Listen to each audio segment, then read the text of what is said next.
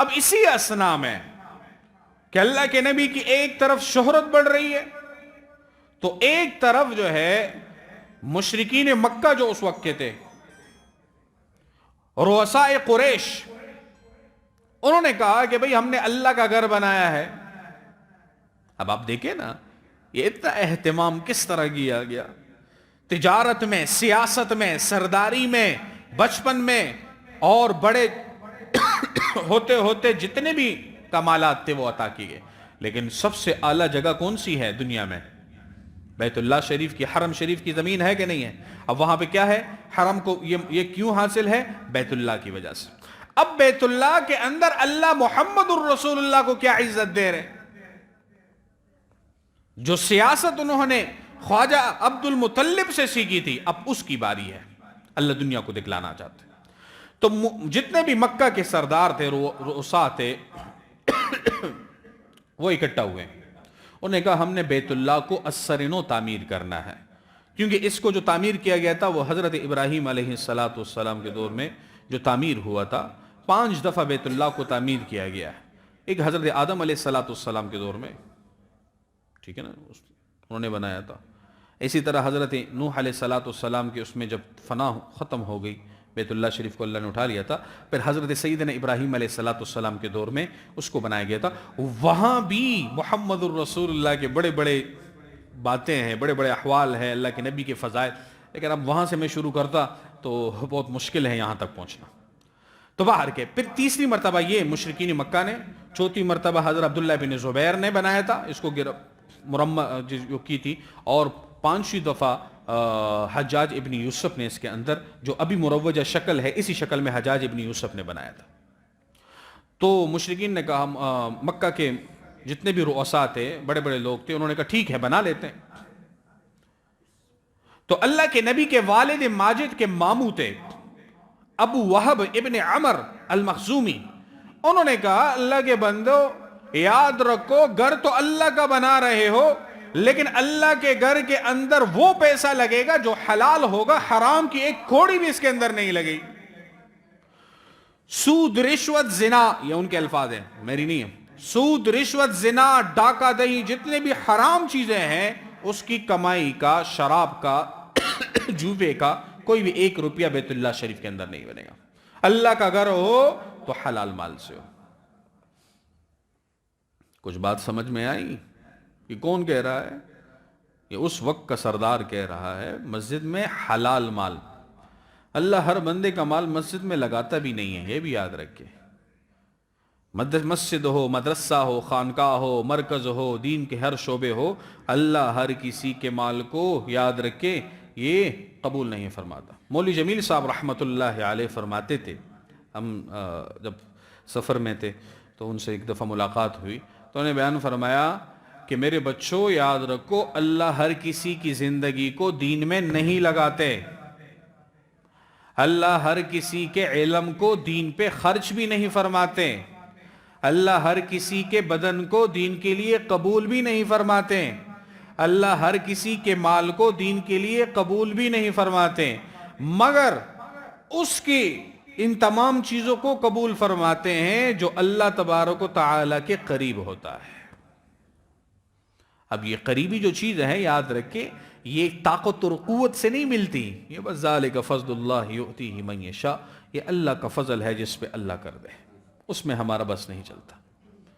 تو باہر کیف، تو انہوں نے کہا، حضرت مخزومی نے فرمایا کہ بھئی مال لگے گا تو حلال ملے گا، حرام کا ایک دانہ مسجد بیت اللہ شریف کے اندر نہیں لگے گا۔ اور اس وقت میں بیت اللہ شریف کا خدوخال جو تھا وہ یہ تھا کہ بیت اللہ شریف کی دیواریں تھی، چھت نہیں تھی۔ سب سے پہلے چھت ڈالنے والے یہ مکہ کے لوگ ہیں۔ تو ولید ابن مغیرہ، یہ خالد بن ولید رضی اللہ تعالیٰ عنہ کے والد ماجد ہے، یہ بڑا جرار طبیعت تھا۔ ایسے تو خالد نہیں تھے نا، باپ ہوتا ہے تو بیٹا اس سے اسی طرح نکلتا ہے نا، جیسا باپ ویسا بیٹا، یاد رکھیں۔ ایسا تو نہیں ہو سکتا نا باپ ایک جیسا ہو بیٹا دوسرے جیسا ہو، کچھ نہ کچھ خصلتیں باپ کی بیٹے میں آ جاتی ہیں۔ تو حضرت خالد بن ولید نے جرار جو تھے نا، وہ ولید ابن مغیرہ کی وجہ سے تھے، وہ بڑے جرار طبیعت ہیں۔ اس نے کہا ٹھیک ہے، ایسی تو کوئی بات نہیں، ہم 1 روپیہ بھی اس کے اندر حرام نہیں لگائے گا۔ تو اسی اسنا میں اس کو پتہ لگا کہ بھائی سمندر میں ایک جہاز ٹوٹ گیا ہے اور اس کی تختے مختے جتنے بھی ہیں وہ ساحل کی طرف ہے. تو یہ توڑتے ہوئے گئے وہاں پہ, بھاگے اور پہنچے اپنا سب کچھ چھوڑ کے, وہ تختے حاصل کیے اس جہاز کے, اس کو خریدا, حلال مال سے خریدا, اور اس کو لے آئے کہ اس کو بیت اللہ شریف کی چھت پہ ڈالیں. اب حضرت وہب ابن عمر تھے غالباً, یا ایک دوسرے ہیں مخزومی ہے, انہوں نے کہا اللہ کے بندو ٹھیک ہے, ہم نے تو فیصلہ کر لیا کہ بیت اللہ شریف کو گراتے ہیں اور السرینو بناتے ہیں, گرائے گا کون؟ میرا اور تیرا گھر توڑی ہے, ہم تو مسجد ہے, ہم مسجد, اللہ معاف کرے ہم سب کو, میں تو ادھر آتا ہوں تو میں تو یہی کوشش کرتا ہوں کہ میرے چپل اس یہ جو سٹینڈ میں نے لگائی ہوئی اس سے آگے میرا چپل بھی نہ آئے. بے شک یہ مسجد سے باہر ہے, لیکن یہ مسجد کے احترام کی وجہ سے ہم میں تو اتنا خوف ہے اس مسجد کا. اب ایک بندہ اگر آپ کے سامنے چپل پہن کے اس سیڑھیوں پہ آئے تو آپ روکیں گے کہ نہیں روکیں گے؟ روکیں گے نا. تو اس کے بجائے کوئی بندہ ہتھوڑا لے کر آئے کہ میں مسجد کو توڑتا ہوں, اس کے ساتھ کیا کریں گے؟ ٹھیک ہے نا, ہمارا یہ خوف. اب انہوں نے کہا یہ عام مسجد تو نہیں, بیت اللہ ہے, اللہ کا گھر ہے, اور زمین کے اوپر پہلا اللہ کا گھر ہے. اب اس کو توڑیں تو کون توڑے, کس طرح توڑے؟ سارے ڈر رہے ہیں. ولید ابن مغیرہ نے کہا ہم یہ کام میں کروں گا, ہم کوئی غلط کام تو نہیں کر رہے, ہم نے تو کوئی غلط کام نہیں کرنا, ہم تو اللہ کے گھر کو خوبصورت بنائیں گے, اس کے ساتھ ہماری نیت نیک ہے. اس نے پواڑا لیا, جس کو ہم تیشے بولتے ہیں پشتوں میں, تیشے جانتے ہیں نا, پواڑا پولا, وہ لیا اور اس نے توڑنا شروع کر دیا. سارے رؤسائے مکہ جو تھے وہ سائڈ پہ کھڑے دیکھ رہے ہیں, آپس میں کہہ رہے ہیں ولید کو دیکھیں گے رات تک, اگر اسے کچھ نہیں ہوا تو کل کو ہم بھی توڑ دیں گے, اگر اس پہ کوئی آفت آ گئی آسمان سے تو اسی طرح بنا دیں گے, بس چھوڑ دیں گے, اور آگے ہم نے نہیں کرا. پوری رات جتنے تھے, یہاں تک ایک جگہ پہ آتا ہے کہ مشرکین جو مکہ کے رؤساء تھے, اس وقت تک مشرکین نہیں, جو بھی تھے ہم اس کو نہیں کہیں گے, وہ بعد میں کہیں گے, مکہ کے جتنے بھی رؤساء تھے وہ ساری رات نہیں سوئے کہ ابھی عذاب آئے گا, کہ ہم پہ آئے گا, ڈر رہے تھے. بھئی اللہ کے گھر میں کوئی جس حوالے سے بھی مداخلت کرے, اس کو تو میں کہتا ہوں رات سے نیند نہیں آنی چاہیے. اب ان مکہ کے لوگوں کو نیند نہیں آ رہی, ڈر رہے ہیں اللہ کا عذاب نہ آ جائے. ہم تو ابھی عذاب سے نہیں ڈرتے ہیں, اللہ معاف فرمائے. باہر کیف, اب وہ ڈر رہے ہیں کہ اللہ کا عذاب نہ آ جائے ہمارے اوپر اور ہم تباہ نہ ہو جائیں. صبح ہوئی, ولید بن مغیرہ نے پھر ہتھوڑا کندھے پہ رکھا ہوا ہے, اچھا جی کیا ہے, اور نے کہا بس کچھ نہیں ہے, شروع کر لو بسم اللہ کر کے. ساری عمارت کو, 4 دیواروں کو توڑا گیا. تو ایک مخزومی آدمی تھا, اس نے اپنا ہتھوڑا جو تھا وہ اس بنیاد پہ مارا جو حضرت ابراہیم علیہ السلام نے بنایا تھا. تو فرماتے ہیں کہ جب ہتھوڑا لگا تو اس سے ایسا زلزلہ اور ایسا ایک چنگاری پھوٹ پڑی کہ پورا مکہ ہل گیا. انہوں نے کہا نہیں بس رک جاؤ, اب اللہ کی اس سے آگے کی اجازت نہیں ہے, اسی کے اوپر بناؤ. تو یہ جو خانہ کعبہ بنایا گیا ہے حضرت ابراہیم علیہ السلام کی ان بنیادوں پہ بنایا گیا ہے جو انہوں نے اپنے وقت میں بنائی تھی. اب 4 دیواری بنائی گئی, چھت ڈالا گیا. جب حجر اسود کی بات آئی, کیونکہ ان کے بناوٹ میں یہ فیصلہ کیا گیا تھا کہ 4 طرفوں کو مختلف قبائلوں پر تقسیم کیا جائے. ہر قبیلے نے اپنے اپنے طرف کو بنایا اور اچھے طریقے سے شرائط کے مطابق بنایا. چھت بھی ڈالی گئی, دروازے بھی بنائے گئے, سب کچھ بنایا گیا. ابھی باری جو آئی وہ حجر اسود کی آئی. کس کی باری آئی؟ اسود کی. ابھی ہم کیا کرتے ہیں, پیتا کاٹتے ہیں نا, یہودیوں کے طرز پہ کاٹتے ہیں پیتا نا, کہتے یار یہ آخری کام ہے, انٹر ہوں گے تو پیتا کاٹتے ہیں. اللہ کے نبی کو اللہ نے یہ مقام دینا تھا, پورے قبائل میں عزت اب دینی تھی. مکہ میں تو مشہور تھے, اب ارد گرد کے جتنے بھی قبائل تھے اس میں مقام کو اجاگر کرنے کے لیے اللہ نے یہ سارا اہتمام فرمایا. تو انہوں نے آپس میں پھوٹ ڈالی گئی. ایک کہتا حجر اسود میں لگاؤں گا, مجھے یہ مقام ملے, ہر قبیلے کا یہ دعویٰ تھا. اب انہوں نے کہا یار یہ کون سا مسئلہ نیا کھڑا ہو گیا. تو ان میں ایک بڑا عمر رسید آدمی تھا, نام اس کا میرے ذہن سے نکل گیا.